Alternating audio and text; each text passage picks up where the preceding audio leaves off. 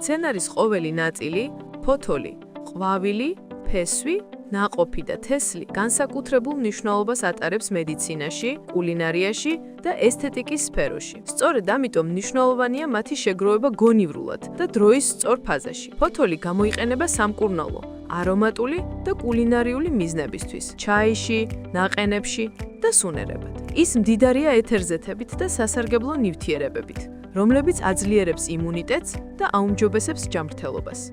ყვავილი ფასდება მისი სურნელით, ფერითა და თერაპიული ეფექტით. გამოიყენება სუნამოებში, კოსმეტიკაში, ბალახოვან ნაყენებსა და ჩაიში.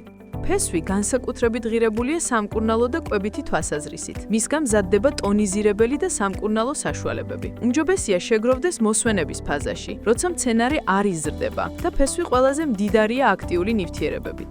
ნაყოფი მდიდარია ვიტამინებით და ანტიოქსიდანტებით. ამიტომ გამოიყენება კულინარიაში, ნაყენებსა და წვენებში. საუკეთესოა სრულ სიმწიფეში შეგროვება, როცა გემოდასარგებელი სრულადაა განვითარებული. თესლი კი აუცილებელია როგორც გამრავლებისთვის, ისე კვებით და სამკურნალო მიზნით.